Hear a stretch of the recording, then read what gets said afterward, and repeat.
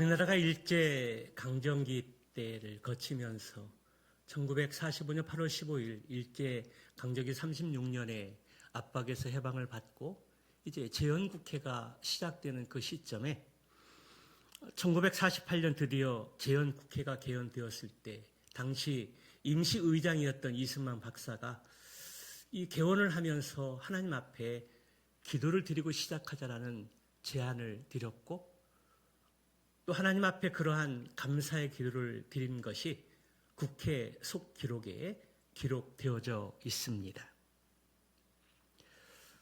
그렇게 재헌국회가 시작되면서 하나님께 기도를 드리며 시작을 했고, 76년이 지난 지금도 매년 6월 마지막 주 정도에 또 하나님 앞에 또 크리스찬 국회의원들이 모여서 국회 기도실에서 예배하고 기도하는 그런 시간들을 갖고 있습니다. 저도 한 15년 전에 지역구 의원이었던 권영세 의원을 안내를 받아서 국회 기도실에 들어가서 하나님께 예배를 드리고 또 나라와 민족을 위해서, 특별히 대통령과 의정자들을 위해서 믿음으로 기도하고 부르짖는 그런 시간들을 가질 수 있었습니다. 그만큼 대한민국의 국회가 너무나 중요하다라는 것입니다. 그런데 요즘 국회에 일어나는 많은 일들을 보면서 참으로 마음이 무거워졌습니다. 무엇이 옳고 그르고 공의와 정의가 무엇인지 잠깐 혼란스러울 때도 있습니다. 또 오늘 새벽에는 현직 대통령이 구속되는 비극을 또 우리가 언론 보도를 통해서 볼 수 있었습니다. 참으로 나라 한파기 위기입니다. 이러한 상황 속에서 목사는 어떻게 해야 하는지, 성도들을 또 어떤 길로 인도해야 되는지 하나님 앞에 지혜를 구하고 또 지혜를 구하고 있습니다. 사랑하는 성도 여러분, 이럴 때 우리 그리스도인들은 어떻게 해야 할까요? 무엇이 옳은 길일까요? 먼저 우리 그리스도인들은 하나님 말씀 앞에 깨어 있어야 합니다. 그리고 이 시대를 볼 수 있는 안목을 가져야 합니다.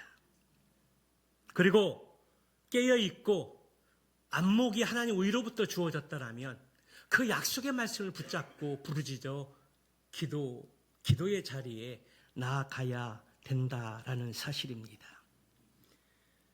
미국 독립선언문을 기초했고 제3대 대통령이었던 토마스 제퍼슨은 불의가 법이 되면 국민의 저항은 의무가 된다.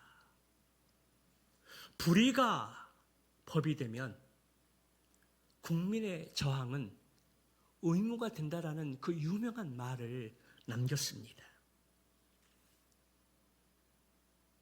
지금 작금의 대한민국에 일어나고 있는 많은 일들이 접근과 시선에 따라서 달리 볼 수 있지만 목사가 보는 입장에서는 국가 비상사태로 보여집니다.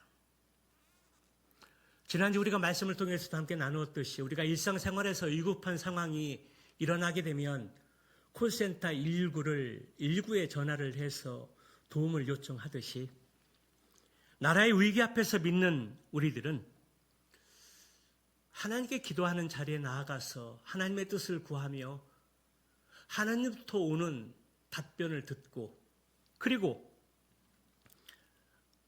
주님이 원하시는 길로 나아가야 한다라는 사실입니다. 그리고 오늘 예배를 통해서 그 위로부터는 지혜를 덧입을 수 있는 기회가 되시기를 주님의 이름으로 축원합니다. 오늘 본문의 말씀에 보게 되면 유다 말기에 예루살렘이 바벨론에 의해서 멸망을 당하기 직전 하나님께서 에스겔 선지자에게 나타나셔서 남유다 예루살렘이 멸망당해야 할 그 이유에 대해서 말씀해 주고 있습니다. 그 구체적인 이유가 뭐냐 하면 당시 유대의 상황들을 보게 되면 그 왜 멸망을 당할 수밖에 없었는지 그 이유를 발견하게 되고, 또 남유다의 상황들을 보면서 지금 작금의 우리나라에서 일어나고 있는 여러 일들을 비교해 볼 때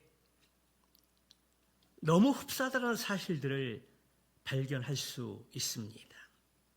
그렇다면 하나님의 선택된 백성으로서 자긍심이 많았던 유다가 왜 심판을 받아야 하고 멸망을 당할 수밖에 없었는지, 그 이유는 무엇인지, 우리는 지금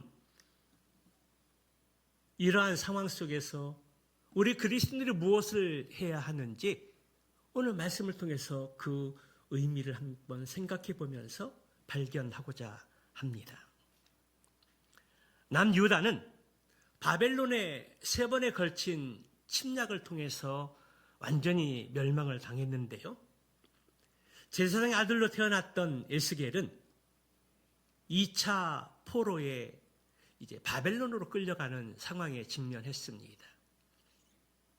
많은 사람들이 점점 나라가 망하고 또 이렇게 포로로 끌려가고, 그래서 그발 강가에 나아가서 자신들이 왜 지금 포로에 끌려왔는지 옛 생활들을 그리워하며 자유함 가운데 하나님 앞에 예배를 드렸던 그 시절들을 그리워하면서 슬피 울고 있을 때 하나님께서 에스겔 선지자에게 인자하셔서 하시는 말씀이 오늘 본문의 말씀입니다. 그리고 왜 유다가 멸망할 수밖에 없었는지 그 이유를 듣게 된 에스겔 선지자는 그때부터 정신을 차리고 하나님의 백성들에게 왜 우리나라가 멸망을 당할 수밖에 없었는지, 지금 왜 우리가 포로로 끌려왔는지 그 이유에 대해서 말씀을 하면서 백성들을 깨우기 시작했습니다. 여러분, 남유다 예루살렘 성이 왜 하나님 앞에 멸망당할 수밖에 없었을까요? 24절의 말씀은 그 이유를 우리에게 말씀해 주고 있는데요. 우리 24절의 말씀 한번 같이 보도록 할까요? 현대인 성경으로 한번 같이 읽어보도록 하겠습니다. 같이 읽습니다. 너는 이스라엘 사람들에게 그들의 땅이 거룩하지 않으므로 내가 분노하여 그 땅을 벌할 것이라고 말하라. 그 땅이 거룩하지 아니하므로 하나님께서 벌하실 것들을 말씀하고 있다는 사실입니다. 이 말씀은 예루살렘이 더 이상 하늘의 은총이 내리지 않는 저주의 땅이 되었고 하나님께서 외면하시는 땅이 되었다라는 사실입니다. 그 이유가 무엇입니까? 백성들이 먼저 하나님을 버렸고 하나님과 무관한 삶을 살았기 때문입니다. 본문은 이스라엘 백성들을 크게 4부류로 나누어서 그들의 죄를 책망하고 있는데요. 오늘 우리는 그들의 모습 속에서 지금 나의 모습은 없는지 발견하면서 하나님의 음성의 말씀을 들을 수 있는 그러한 귀한 시간이 되시기 바랍니다. 첫째로 선지자들의 타락입니다. 그 당시 선지자들은 어떤 사람들입니까? 하나님께서 주권 가운데 선지자들을 부르시고 하나님의 말씀을 주면 선지자들은 그 말씀을 가감하지 않고 또 그 말씀 그대로 백성들에게 대언하는 역할들을 감당했던 사람들입니다. 백성들이 하나님의 말씀에 불순종하고 거룩한 삶을 살지 못하고 우상 숭배하는 삶을 빠지게 되었을 때에 하나님의 말씀을 받들어서 그대로 백성들에게 증거하면서 너희들이 회개하고 돌아오지 아니하면 하나님께 심판을 받게 될 것이다라고 경고의 말씀을 전하는 역할들을 감당했던 사람들이 바로 그 시대의 선지자들의 사명이요 역할이었다라는 것입니다. 그러나 선지자들은 그러한 삶을 살지 못하였다라는 것입니다. 아니 오히려 아무 일이 일어나지 않을 것이다. 하나님께서 우리를 평안하게 하시고 형통하게 할 것이다. 예루살렘은 절대로 멸망하지 않을 것이다 하면서 거짓 예언과 거짓 축복과 거짓 평안을 남발하였던 것입니다. 그들이 그렇게 하였던 그 이유는 그들의 재산과 보물을 탈취하기 위함이었습니다. 당시 선지자들의 관심은 하나님의 말씀에 있는 것이 아니라 돈에 있었습니다. 그래서 자신의 살해사욕을 채우는 데 급급했기 때문에 힘없는 사람들을 대상으로 착취를 일삼았습니다. 그러면서도 힘있는 정치자들에게는 철저히 아부하였던 것입니다. 고관들이 불의한 이익을 얻으려고 피를 흘려 영혼을 멸하게 될 때에 선지자들은 그들에게 듣기 좋은 말만 일삼았던 것입니다. 왕이 안심하십시오. 나라에 희망이 있습니다. 멀지 않아 나라는 다시 회복될 것입니다. 하나님께서 당신을 통해서 놀라운 일들을 행할 것입니다. 그렇게 이야기하면서 하나님의 이름을 빙자하여 거짓을 말했던 것입니다.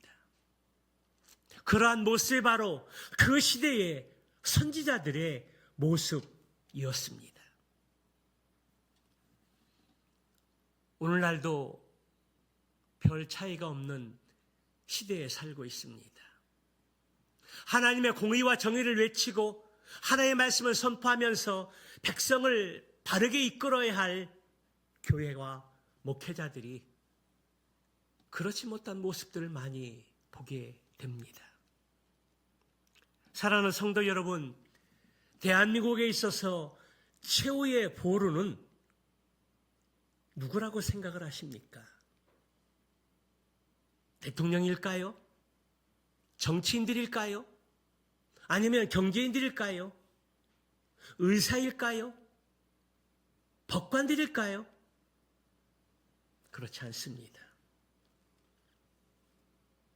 대한민국의 최후의 보루는 하나님의 종들입니다. 주의 종들이 하나님의 바로 서서 하나님의 공의와 정의를 실현하고 뜻을 행하면 이 세상은 소망이 있습니다.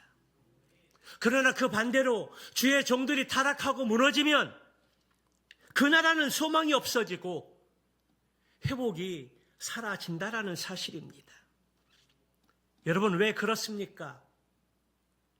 회복하게 하는 그 능력에는 하나님의 말씀에 있기 때문입니다.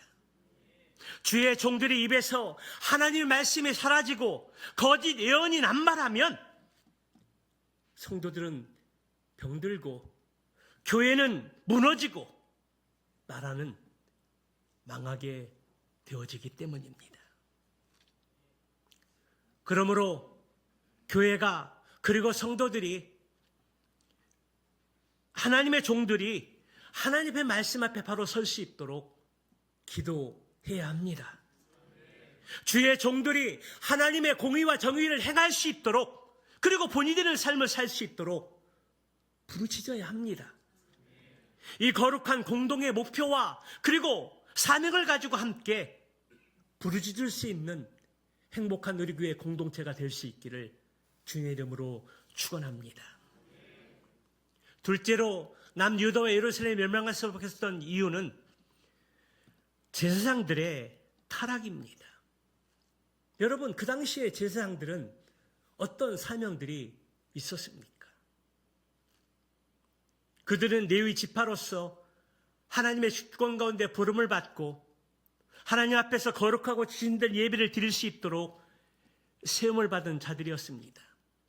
그리고 예배를 통해서 백성들로 하여금 거룩한 것과 속된 것을 구별할 수 있도록 가르치고 하나님의 거룩하심을 드러내는 데 이끌어가는 사람들이었습니다. 그러나 먼저 그들이 하나님의 율법을 잘 지키는 본된 삶을 살아야 했습니다. 그런데 오늘 26절 말씀에 보면 그렇지 않았다라는 것입니다. 우리 26절의 말씀 한번 보도록 할까요? 같이 봅니다. 시작. 제사장들은 내 율법을 범하였으며 나의 성물을 더럽혔으며 거룩함과 속된 것을 구별하지 아니하였으며 부정함과 정한 것을 사람이 구별하게 하지 아니하였으며 그의 눈을 가리어 나의 안식일을 보지 아니하였으며 내가 그들 가운데서 더럽힘을 받았느니라. 지금 뭐라고 말씀하고 있습니까?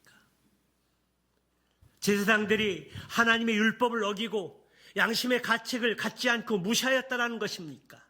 하였다라는 것입니다. 하나님께 드릴 성물을 더럽혔고 삶이 세속화되어서 하나님의 거룩함에는 관심이 없었다라는 것입니다. 그러한 자들이 어떻게 하나님의 백성 앞에 서서 하나님의 거룩함을 이야기할 수 있었겠습니까?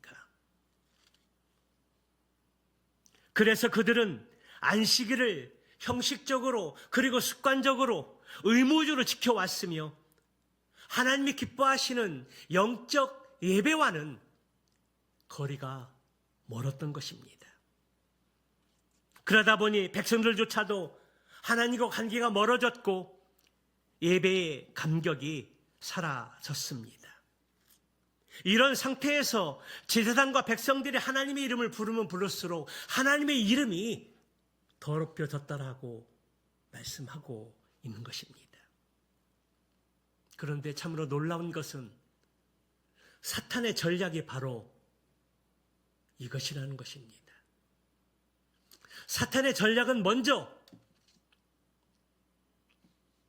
제사장들, 선지자들, 하나님의 종들을 공격한다라는 사실입니다. 교회의 리더들을 유혹한다라는 사실입니다. 왜 그럴까요? 교회의 목회자들을 그리고 리더들이 무너지면 그 다음의 무리들은 더 쉽게 공략할 수 있기 때문입니다. 그렇기 때문에 우리가 하나님 앞에 간절한 마음으로 기도하고 부르짖어 기도할 때에 목회자들을 위해서 먼저 기도할 수 있기를 간곡히 부탁을 드립니다. 목자들을 위해서 더 많이 기도할 수 있기를 간절한 마음으로 부탁을 드립니다. 그리고 더 나아가서 각 기관 부서의 리더들을 위해서 더 많이 기도하고 간구하고 부르짖을 수 있기를 다시 한번 간절히 부탁을 드립니다.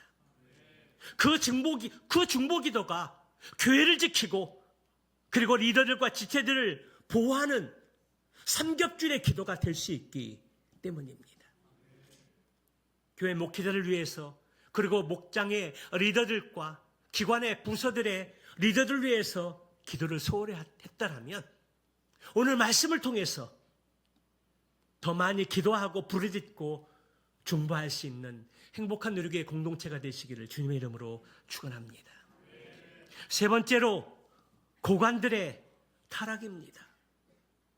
한 나라의 정치, 경제, 사회, 문화, 더 나아가 스포츠의 지도자들이 정직과 성실과 봉사의 정신으로 그 맡겨진 사명의 일들을 잘 감당해야 합니다.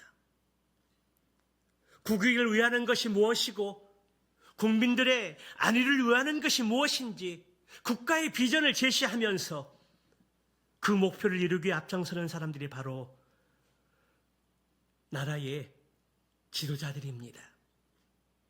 그런데 그 당시의 지도자들은 자신의 힘과 권력들을 이용을 해서 사리사욕을 채우는데 혈안이 되어 있었습니다. 말로만 백성들을 위해서 자기 한 몸을 바친다라고 이야기하지만 백성들의 안위에는 관심이 없었던 것입니다.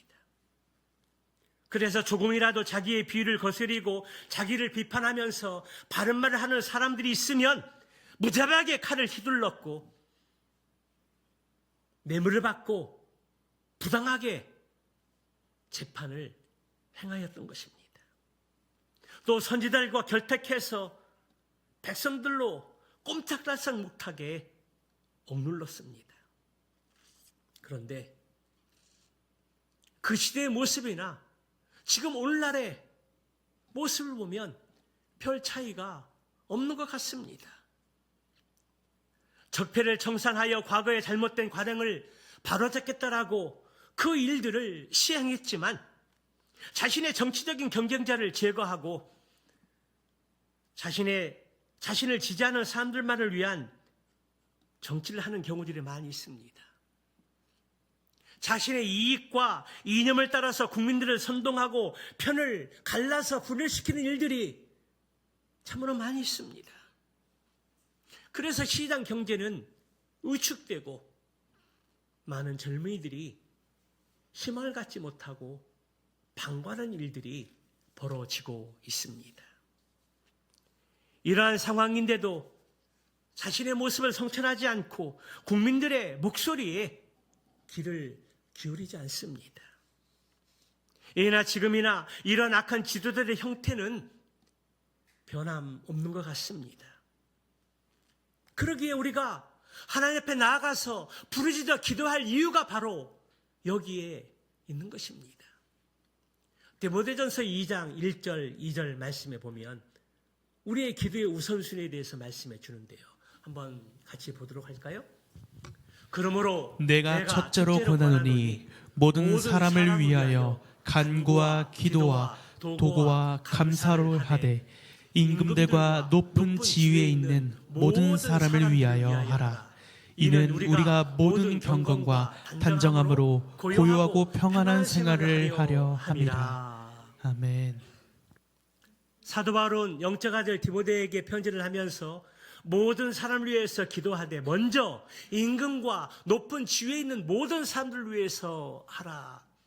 오늘날로 말하면 대통령과 의정자와 정치인들을 말하는 것입니다. 그들이 우리 기도의 1순위라는 것입니다.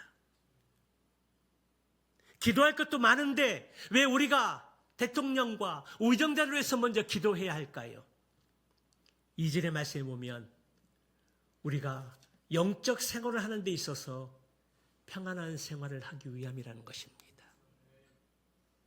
우리가 그들을 위해서 기도하지 않으면 우리의 자유, 우리의 평안을 빼앗길 수 있는 시기가 올지 모른다는 것입니다. 우리의 자유가 박탈당하고 우리의 신앙의 삶이 어려움을 가져올 수 있다는 사실입니다. 나라가 망한 다음에, 나라가 무너진 다음에 우리의 자유가 빼앗기고 우리의 신앙이 박탈당하면 그때 기도하면 이미 늦는다는 사실입니다. 제가 신학교에 들어가서 구약개론을 배우는데 구약교 교수님이 디모데전서 2장 1절 2절의 말씀을 일컬어서 그렇게 말씀했습니다. 그 당시 김일성이 살아있던 시대였었는데요. 신학생 여러분, 김일성 형제를 위해서 기도하십시오. 우리가 왜 김일성을 일컬어서 형제라고 하고 왜 그를 위해서 기도해야 합니까? 우리가 김일성 형제를 위해서 기도하지 않으면 그가 침략해서 우리나라가 전쟁을 나고 또 망하면 우리의 신앙의 자유와 우리의 평안하고 고요한 생활을 빼앗기게 됩니다. 그때는 눈물 흘리고 땅을 치며 후회해도 이미 때는 늦습니다. 그렇기 때문에 나라 국민을 위해서 기도하고 대통령을 위해서 기도하고 김일성을 위해서 기도할 때 기도하는 이유가 바로 그것입니다. 우리의 신앙의 자유, 우리의 평안한 이 삶, 이것을 빼앗기기 전에 먼저 기도하라는 것입니다. 그리고 그 구약교서의 눈에 눈물이 줄줄 흘렀습니다. 왜 그랬을까요? 36년의 일제 강점기를 거쳤고 동족상전의 비극을 경험을 했고 우리나라의 경제를 이루기 위해서 많은 고난과 인고의 세월을 지내셨던 부지기 때문에 이 땅에 다시는 전쟁이 일어나지 말아야 되는 것을 너무나 잘 알기 때문에 나라와 민족을 위해서 기도하십시오. 김일성 형제를 위해서 기도하십시오. 그래야 우리가 신앙의 자유를 빼앗기지 않고 평안하고 고요한 생활을 할 수 있습니다. 그리고 수업이 끝나지 않았는데 눈물을 주체하지 못하시고 강의실을 떠나셨습니다. 지금도 그 노구에 그 권면하는 말씀이 눈에 선합니다. 마음에 아직 남아 있습니다. 나라와 민족을 위해, 그리고 이 땅에 전쟁이 일어나지 않도록 대통령을 위해, 정치인들을 위해서 기도해야 할 그 이유를 우리에게 말씀해 주셨습니다. 그렇습니다. 지금 그 당시에 고관들의 타락으로 인해서 그 타락의 몫은 고스란히 백성들이 짊어지게 되어졌던 것입니다. 그러다 보니 힘 있는 자들의 행포는 더욱 심해졌고 힘없고 가난한 자들은 항상 손해를 보았습니다. 그들은 나그네와 외국인들을 동정하지 않았습니다.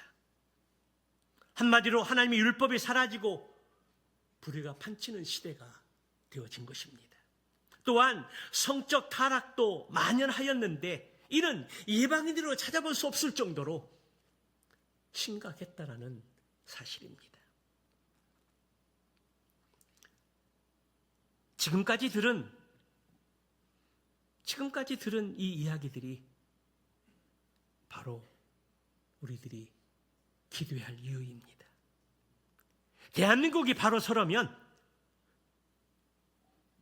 그리스도인들이 나라와 민족을 위해서 기도해야 합니다. 쉬지 말고 기도해야 합니다. 이것이 바로 우리에게 향하신 하나님의 명령이고 그리스도에 감당해야 할 사명이라는 사실입니다. 바라기는 행복한 우리 교회의 공동체가 하나님의 명령과 그리스도의 이 사명을 기억하고 어느 자리에서든지 나라와 민족을 위해서 기도할 수 있는 저와 여러분 되시길 주님의 이름으로 축원합니다. 마지막으로 백성들의 타락입니다. 선지자들과 그리고 제사장들과 그리고 고관들이 타락하자 백성들은 이기주의에 빠지기 시작했습니다. 그래서 경쟁에서 생존을 하려면 남을 짓밟고 일어설 수밖에 없다라고 생각을 했습니다. 그리고 사랑과 양보와 자기 희생은 힘없는 사람들의 바보짓이라고 생각을 했습니다. 그리고 힘 있는 사람들 편에 서서 자기 이익을 챙기는 것이 이 세상을 살아가는 지혜요 서세술이라고 그렇게 생각을 했습니다. 그러다 보니 힘 있는 자들은 날로 행포가 심해졌고 힘없는 백성들은 움츠러들고 또 두려움 가운데 살아갈 수밖에 없었습니다. 이것이 바로 남유다의 상황이었었고 위로부터 아래까지 성한 곳이라고는 한 건데도 없는 철저한 부패 상황이었습니다.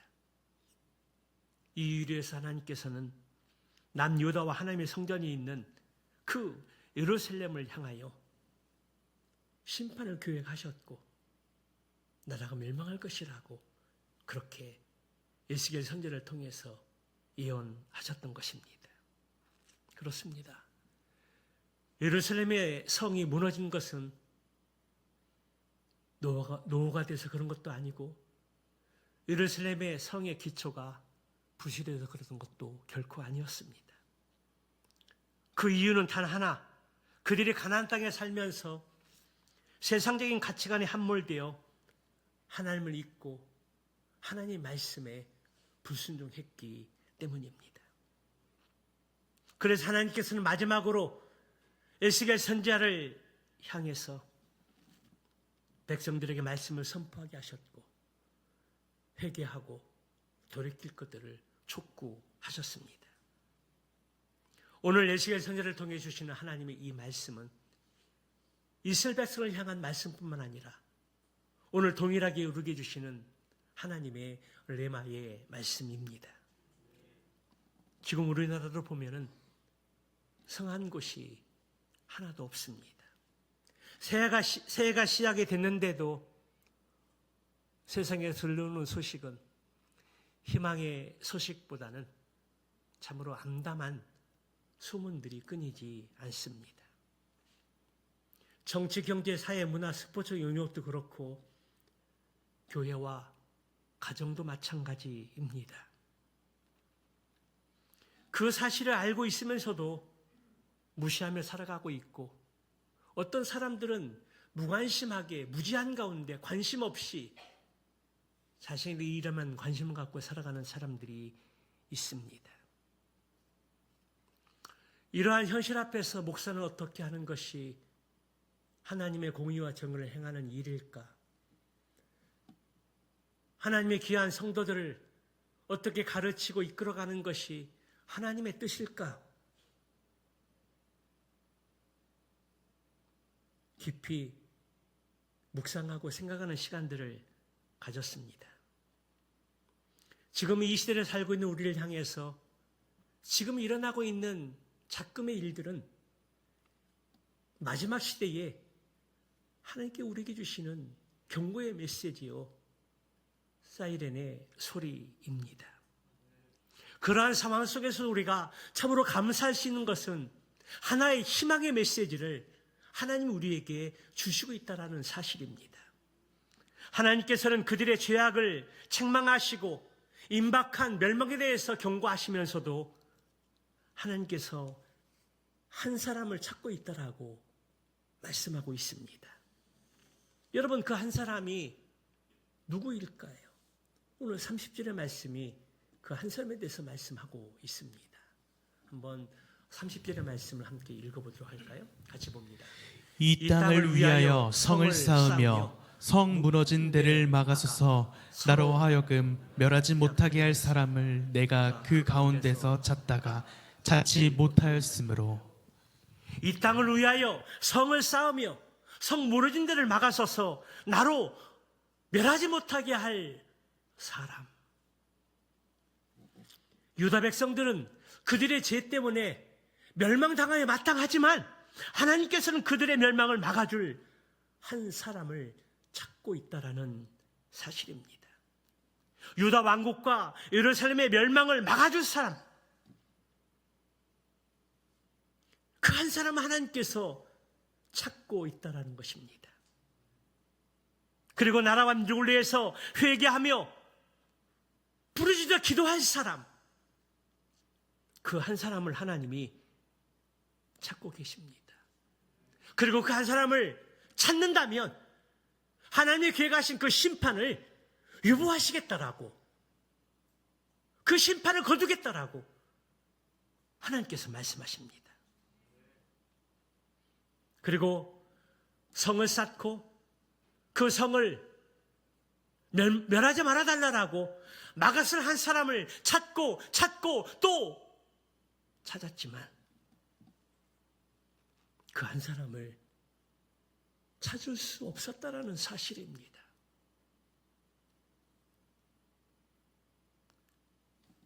그 성을 멸망할 하나님의 계획을 알고 하나님 앞에 당당히 서서 그 무너질 것들을 막았을 한 사람을 찾았는데 안타깝게도 그 한 사람을 찾지 못했다라는 사실입니다. 그 결과 에스겔 선지자의 예언대로 남유다 왕국과 예루살렘 성은 바벨론에 의해서 완전히 파괴되고 불타 없어졌고 철저하게 망하게 되었습니다. 남유다가 망하고 예루살렘이 불타 없어지자 남아있던 백성들은 처절하게 사륙을 당하였고, 그리고 머리가 좋은 사람들, 괜찮은 사람들은 포로로 끌려갔고, 그곳에서 수십 년 동안 한탄하면서 눈물과 탄식으로 세월을 보내야만 했습니다. 성도 여러분, 한때는 하나님의 선택된 민족으로서 정말 자긍심을 가지고 살아갔던 이스라엘이 왜 이렇게 처참하게 멸망을 당하고 무너지고 말았을까요? 그 이유는 하나님의 율법을 버리고 그들이 거룩한 삶을 살지 못하고 우상 숭배에 빠졌기 때문입니다. 아브라함 시대에 소돔과 고모라 성에서 의인 10명이 없어서 불과 유황불로 하나님의 심판을 받았던 것처럼 에스겔 시대는 하나님 앞에 기도할 한 사람, 그 한 사람이 없었기 때문에 남유다는, 그리고 예루살렘 성은 철저하게 망할 수밖에 없었다라는 사실입니다. 에스겔과 같은 동시대에 활동했던 예레미야 선지자, 그에게 하나님께서 말씀하시기를 예레미야 5장 1절의 말씀에 보니까 이런 말씀을 하십니다. 함께 보십니다. 너희는 예루살렘 거리로 빨리 다니며 그 넓은 거리에서 찾아보고 너희가 만일 정의를 행하며 진리를 구하는 자를 한 사람이라도 찾으면 내가 이 성읍을 용서하리라. 하나님께서는 예레미야 선지자를 향해서 그렇게 말씀하십니다. 기도하는 한 사람을 찾고 계신데 그 한 사람은 공의와 정의를 행하며 진리를 구하는 자, 그리고 하나님 앞에서 눈물을 흘리며 부르짖어 기도하는 자, 그 한 사람을 찾으면 이 성을 용서하리라. 그런데 하나님께서는 예레미야 선지자에게 말씀했던 그 말씀 속에 한 사람을 찾지 못했고, 동일하게 에스겔 선지자를 향해서 하나님의 멸망의 계획을 막아서고 하나님 앞에 국류와 자비를 구할 수 있는 한 사람을 찾지 못하게 되었을 때 동일하게 이스라엘은 망할 수밖에 없었다라는 사실입니다. 오늘 말씀을 통해서 우리는 멸망 직전에 있는 남유다의 상황을 보면서 현재 우리나라 상황을 한번 생각해 보았습니다. 지난해 12월 3일 늦은 시간, 대통령은 계엄을 선포했고 국회가 그것을 부결시키자 곧바로 계엄을 해제했습니다. 그런데 국회에서는 대통령과 국무총리를 탄핵을 가결했고 지난 15일 급기야 대통령이 서울구치소에 수감되었고 어제 새벽에 구속하는 일들에 이르렀습니다. 자꾸만 일어나는 일들을 보면서 지금 대한민국은 어디로 가고 있는가? 국가의 비상 상황 앞에서 목사는 어떻게 해야 하는가? 이때 교회는 어떻게 행하는 것이 바른 길인가? 우리 성도들은 이때 국가 비상 상황 앞에서 어떻게 하는 것이 바른 길인가? 하나님 앞에 지혜를 구하고 하나님께 묻는 시간들을 가졌습니다.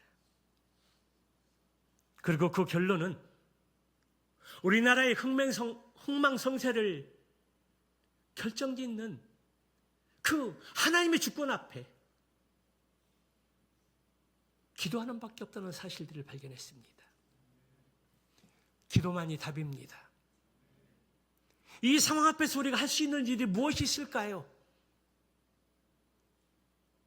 기도밖에 없습니다. 하나님 앞에 간절한 마음으로, 나라와 민족을 위해서 간절한 마음으로 기도하는 가운데 부르실 수밖에 없다는 사실입니다. 하나님 앞에 뜻을 구하고 하나님께 우리에게 답변을 주시면 그 답변 앞에 나아가는 것밖에 없습니다. 더 나아가서 한 가지 더 있는데 그것은 하나님 앞에서 철저히 회개하는 일입니다. 왜 대한민국에 이렇게까지 와 있을까? 잠깐만 일어나는 일들의 이유가 무엇일까? 하나님 앞에 철저히 우리 자신을 점검하고 이 민족을 점검하면서 하나님이 주시는 마음은 회개하라는 것이었습니다. 니네미의 선지자가 바벨론 포로에서 돌아와서 하나님의 성전을 재건을 하고 영적 부흥회를 인도한 그 이후에 하나님의 은혜와 회복을 경험하게 되었을 때에 그가 하나님 앞에 나아가서 회개하는 시간들을 갖습니다. 하나님 앞에 회개하는 시간을 가질 때 그가 먼저 하나님 앞에 고백했던 것들이 무엇입니까? 자기 죄뿐만 아니라 조상들의 죄를 자백하고 회개했다라고 말씀하고 있습니다. 나의 죄뿐만 아니라 조상들의 죄가 무엇인지, 나라와 민족의 죄가 무엇인지 하나님 앞에 철저히 회개하며 하나님 앞에 기도하는 시간들을 가졌다라는 사실입니다. 그렇습니다. 우리가 하나님 앞에 회개하는 것만이 하나님의 뜻을 분별할 수 있는 길입니다. 우리가 나라와 민족을 위해서, 우리 조상들의 죄를 위해서, 지금 우리 민족 가운데 일어나고 있는 여러 가지 죄들을 위해서 하나님의 철저히 자백하고 회개하는 길만이 우리 민족이 살 수 있는 한 가닥의 희망의 길이라는 사실입니다. 우리가 그렇게 하나님 앞에 자백하고 회개하면 하나님께서 우리의 기도를 들으시고 우리에게 공의를 베풀어 주시며 은혜를 베풀어 줄 줄로 믿습니다. 하나님은 선하신 분이십니다. 하나님은 반드시 우리의 기도를 들으시고 합력하여 선을 이루시는 분이십니다. 종교개혁자 존 낙스는 기도하는 한 사람이 기도하지 않는 민족보다 더 위대하다, 그렇게 말했습니다. 가나안 동문학교를 세웠던 고 김용기 장로님은 그의 서재 앞에 조국이 안심하라, 내가 기도하고 있다, 이 글귀를 붙여놓고 날마다 하나님 앞에 새벽에 부르짖어 기도했다고 합니다. 사랑하는 성도 여러분, 자꾸만 일어나는 대한민국의 상황을 보면서 지금 그 어느 때보다 우리가 나라와 민족을 위해서 더 기도해야 할 때입니다. 기도만이 살 길입니다. 기도만이 답이 있고, 기도만이 해결책이 있고, 기도만이 우리의 소망이 있습니다. 하나님은 살아계십니다. 하나님은 기도하는 민족을 분명히 구원해 주실 줄로 믿습니다. 역대하 7장 14절의 말씀에 보면 이러한 말씀이 있습니다. 우리 한번 같이 읽어보도록 할까요? 내 이름으로 일컫는 내 백성이 그들의 악한 길에서 떠나 스스로 낮추고 기도하여 내 얼굴을 찾으면 내가 하늘에서 듣고 그들의 죄를 사하고 그들의 땅을 고칠지라. 아멘. 스스로 낮추고 기도하여 내 얼굴을 찾으면 내가 하늘에서 듣고 그들의 땅을 고칠 것이다. 그렇습니다. 지금이야말로 하나님의 약속의 말씀을 붙잡고 하나님의 약속의 말씀을 근거하여 부르짖어 간절히 기도할 때입니다. 대한민국과 교회와 가정의 죄를 겸손히 회개하고 하나님의 얼굴을 구하면, 간절한 마음으로 부르짖어 기도하면 하나님께서 반드시 공의를 베풀어 주시고 우리나라를 다시 회복하여 주실 줄로 믿습니다. 한 주간 동안 이 말씀을 붙들고 이 말씀을 마음에 새기고 부르짖어 기도하는 가운데 우리가 나라와 민족을 위해서 기도할 때에 하나님이 어떻게 일하시고 역사하시고 응답해 주시는지 소망을 보고 또 하나님의 일하시는 것들을 보면서 믿음 가운데 더 부르짖어 기도할 수 있는 행복한 우리 교회 성도 한 분 한 분이 다 되시기를 주님의 이름으로 축원합니다.